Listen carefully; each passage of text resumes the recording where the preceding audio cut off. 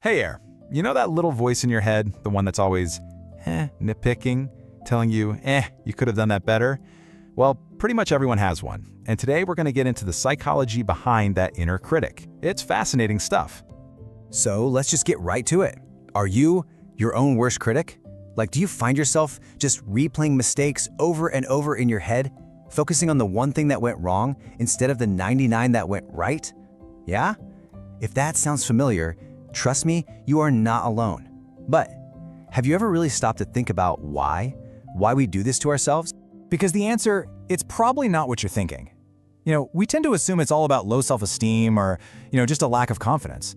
But actually the real reason is, well, it's pretty counterintuitive. It might even be tied to something you think of as one of your biggest strengths. And that right there brings us to our first big idea. We're calling it the high intelligence trap. This is where it gets really interesting.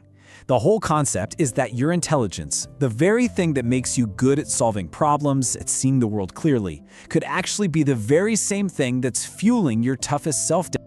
So here's the core of it. It's not that smart people are just more negative. No, it's that they often have a much sharper, more acute self-awareness. They can see that gap, the gap between where they are right now and where they could be. And they see it with, painful clarity. This one idea is really the key to unlocking this whole thing. Okay, so let's break this down a bit. Think about two kinds of self-awareness. Standard self-awareness, let's call it, is usually looking outwards. It's all about social comparison, right? You're asking, am I doing better than them? But this high self-awareness, it flips the script. The focus turns inward. It's no longer about other people, it's about you versus your own potential. The question completely changes to, okay, how could I have made this better? So this internal focus, it sets up a totally different kind of competition. And that leads us to our next big point, the ideal outcome illusion. So the big question is, if you're not really competing with other people, who are you competing with? And here's the plot twist. Your brain? It's not really obsessing over Jane from accounting or that person with the perfect life you see on Instagram. Nope, it's pitting you against a competitor that is so much tougher and way more unforgiving. And that competitor is the ideal outcome. This is that perfect, flawless version of whatever you're doing that only exists in your mind. You know the one.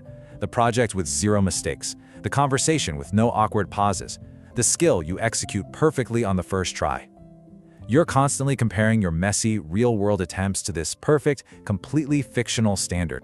And let's be real, that's a game you can literally never win. It's an impossible standard. It's abstract, which means you're basically guaranteeing that you'll always feel like you're falling short.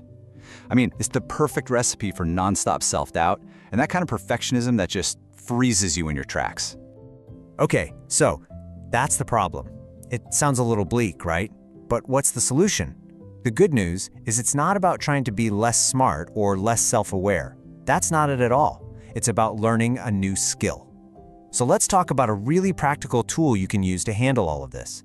It's basically the skill of thinking about your thinking. This skill actually has a name. It's called metacognition. Now I know, that sounds super academic and complicated, but the idea behind it is so simple.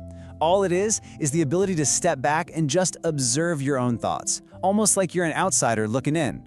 So instead of getting caught up in the storm of a critical thought, you can just look at the thought and go, interesting. So how do you actually do this? Well, it boils down to 3 pretty simple steps.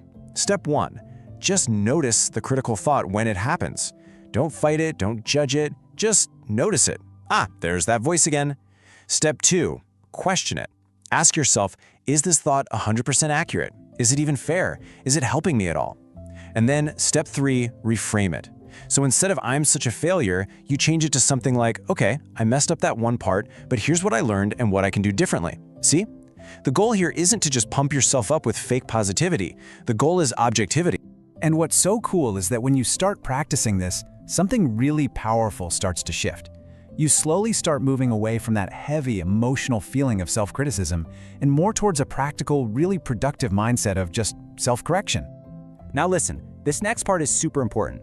A lot of people will tell you to just silence your inner critic, right? Just ignore it. But that's actually not the best way to go. Think about it. That voice is part of that high self-awareness we talked about. It's just badly calibrated. Trying to shut it off completely is kind of like trying to drive a car with your eyes closed. Not a great idea. The real goal isn't to silence the voice, it's to transform it.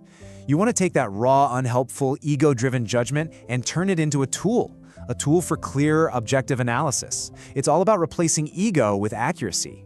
You're not trying to get rid of your co-pilot, you're just trying to turn them from a back seat driver into a helpful navigator. All right, so let's do a quick recap of the big takeaways here. 1. That super harsh inner critic, it could actually be a byproduct of your high intelligence. 2.